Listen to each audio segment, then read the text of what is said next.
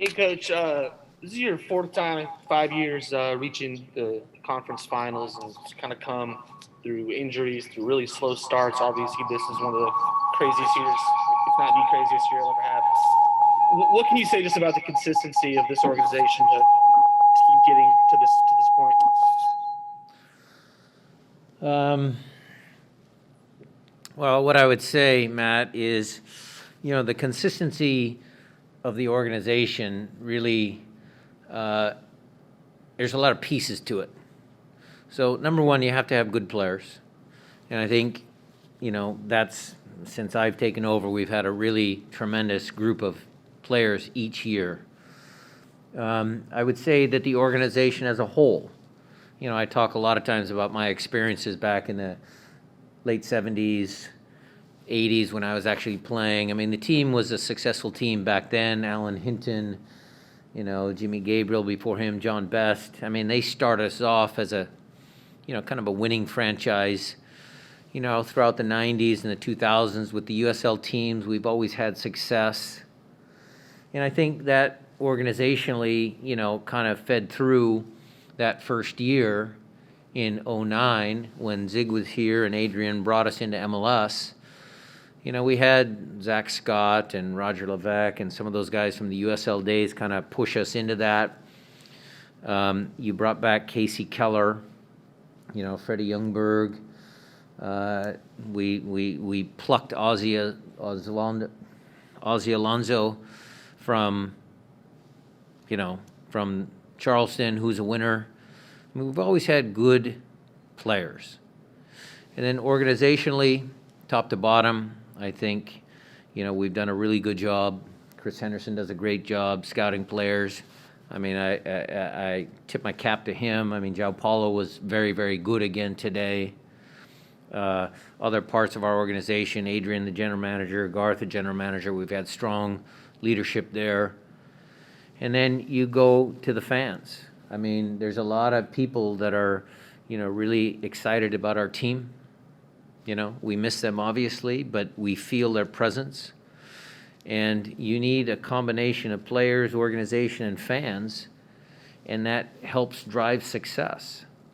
I mean, Seattle's a winning sports town. I mean, you win, you have good fan support. The Seahawks, do a good job. Sonics when they were here. I mean, it's always the same. And so I'm just pleased as punch to be part of the process. And it's been a very impressive way to kind of keep the train moving. Jeremiah. Hey, Coach, congratulations on obviously getting to the Western Conference Finals again. But FC Dallas is a team you guys have met a bunch of times along the way. Every single time it seems like it's a battle. What is it about? Is there anything about FC Dallas that they're doing that really seems to engender these sorts of tight meetings? I was actually talking with Lucci, before the game about that particular subject, Jeremiah. Lucci's a great guy, great coach. Was he there in the 15, 16 when we had those epic battles? I mean, I still remember the time when, I think Chad Marshall scored, and then he was so freaking happy that he didn't fall down and wait in a corner and delay some time. He just kind of was jogged back to the halfway line, and they kicked off and got a corner kick, and they scored, and they beat us. I mean, there's been some epic battles between the two franchises. And, I'll say, Dan Hunt was here tonight.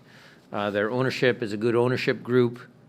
I think it's just two well-run organizations, and we meet up in the playoffs, and it seems to be a pretty good battle between the two franchises.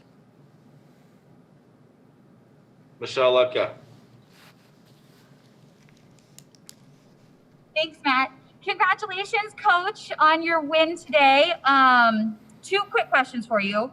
First question, I would love your reaction to the fact that Shane O'Neill had the game-winning goal, because who doesn't love when a defender scores? And second question, win aside, what is your biggest takeaway of what you were pleased with what you saw from your team in their performance tonight? So very, very pleased for Shane. He's worked hard all year long. We actually practiced that set piece, and he and Yaimar did exactly what they were supposed to do. A lot of times soccer players, they listen to the coach, but, they do whatever they want, whatever. Actually, Shane and Yaimar are very good students of the game, and they took what we did at practice and applied it to the game. And it was a very good play, a very good corner. Nico's delivery was very good. And so I'm really pleased for Shane to score, number one, but then happy for him because he is a defender and he's worked hard all year. What I'm most proud of, Michelle, is look, that might not have been the prettiest soccer game. That might not have been our best performance as a team, but that team gutted it out. And I think I've stood in front of all you guys and said that group of players finds different ways to win. And that's what makes them champions. That's what gives them a realistic shot at, winning trophies, is because you can't always win the right way, the prettiest way, the best way. I mean, you have to gut out some victories. And so when I look at the last couple of games, the win on decision day kind of started us out of our little funk that we had towards the end of the season. You have a good win on decision day. You go up against LAFC, which was a more perhaps clinical game. The finishing was good. And then you come to a scrappy team like Dallas, a good team. They added some veteran guys that gave us some fits today. And, we grinded out a win. And so for the team to believe that they can win in different fashions, in different ways, that makes us believe even more that we have a chance to do great things. Thanks, Coach. Jada Evans. Thanks. Congratulations on the win. The first half, it seemed like there's a lot of visible frustration. So what was said at halftime, or was anything needed to say at halftime? Or what kind of adjustments did you make for the second half? No, Jada, I mean, look, the frustrations from the players, the coaches, whatever you saw, I think that was just perhaps knowing we could play a little bit better. But there again, Jada, I always say you have to give credit to your opponent when credit is due. Again, Dallas came in here and made it difficult. It wasn't an easy game. So the adjustments we made at halftime were just to make sure we were clean coming out of the back, playing out of the back, some different movements, some different tactics there. And then in the final third, when we did get the ball into the attacking half of the field, I just wanted them to be a little bit more dynamic, a little bit more, let's play and sprint, let's play and move. Let's make sure that our attacking movements, when we get into the prime assist zone, that we have numbers in the box, just to give us a chance to score a goal, which I knew then would break open a game. And then once we did score, they had to come out, and then it was just unfortunate. I thought we had some kind of good chances, half chances to get the second goal in some of our transition moments. Can I also ask, the lineup, keeping it the same, was that because the couple of the players that you had returned weren't exactly ready to start, or did you like the rhythm that you had from last week? It's a combination of both, Jada.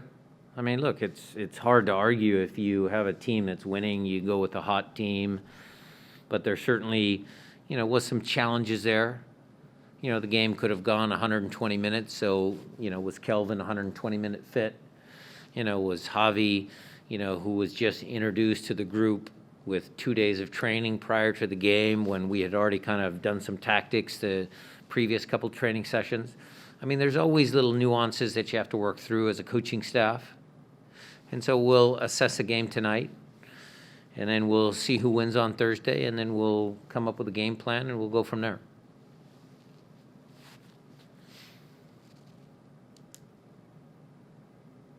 Sorry about that. Matt Pence.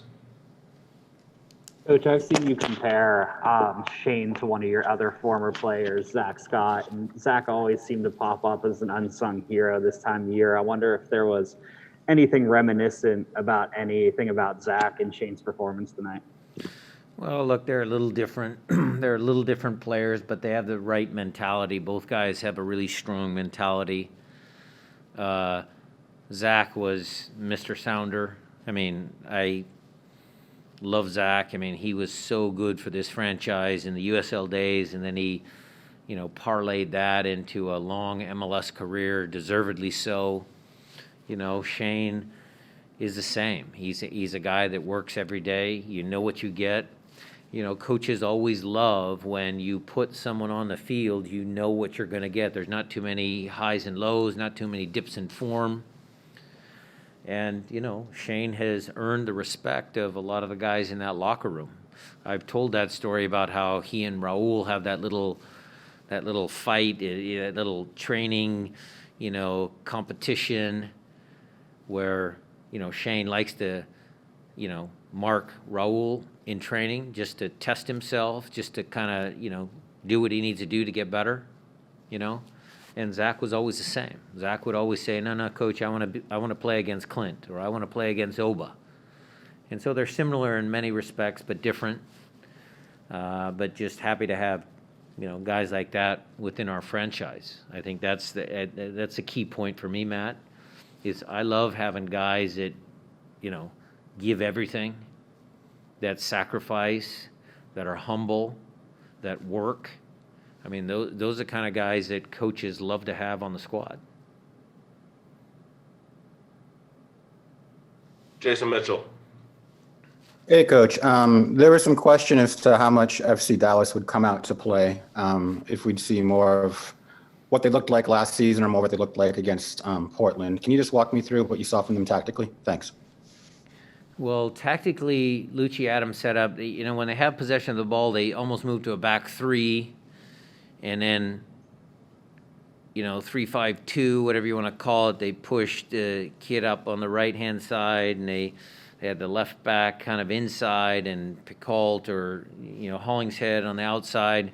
So they're a challenging team to defend tactically in their possession.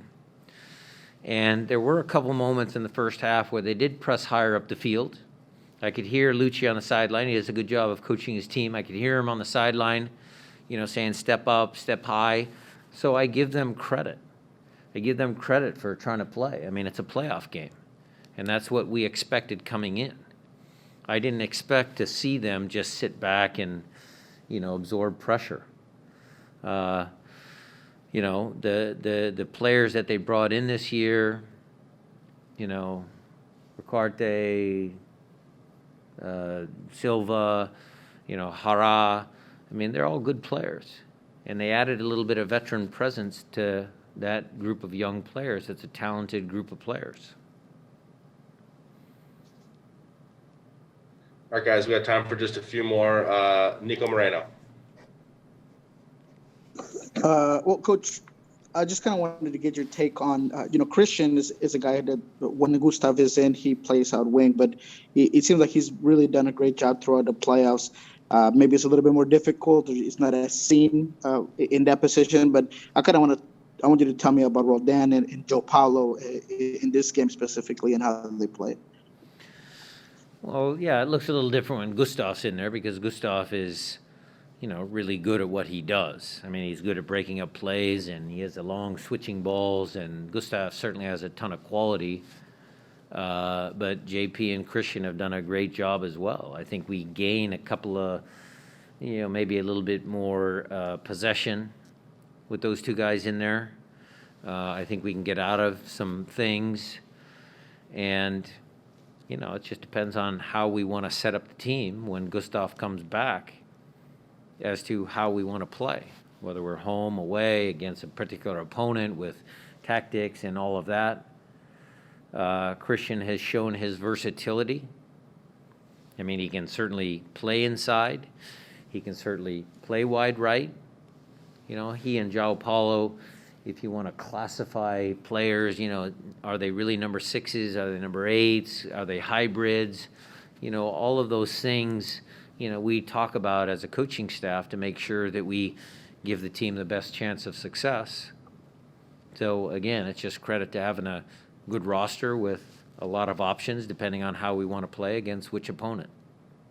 With all the good questions that my colleagues have had, I'll throw a bad one. I just wanted to ask you if you have any preference or out of the game tomorrow, is there a team that you feel like maybe you would be poised to play better out of the two, Kansas City or Minnesota? Are you asking me which I'd prefer to play?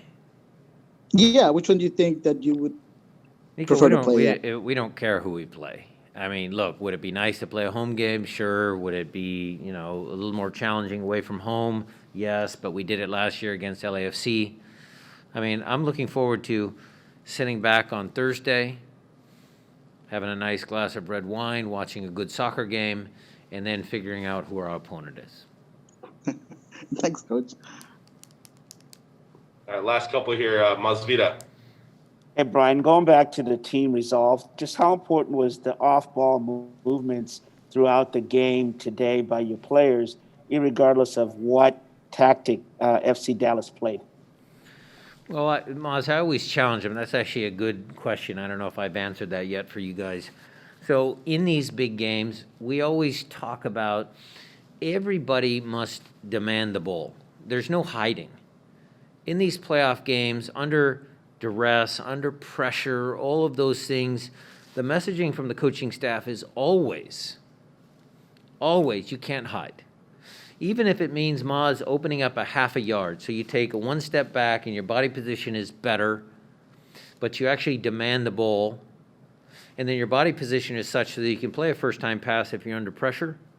We work on that in training, in even our simplest passing exercises, just to make sure that the guys hear the message that when the game is hard, that's when you have to demand the ball even more.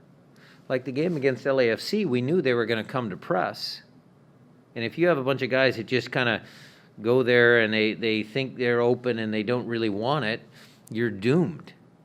And a game like tonight where it was a little bit more rugged and Dallas was coming with some pressure at certain moments in the middle of the field. I mean, you need to have guys that aren't afraid to play. And I think that's one of the many attributes to the squad. Thank you. Jeremiah, why don't you close us out? So it's a little bit of a note. Looked like Jordan was a little, was maybe limping a little bit at the end there. Is there any update on his health? Is he fine? Did he hurt something? Jeremiah, he's fine. He is a tough kid. He worked his butt off. He was just a little tired.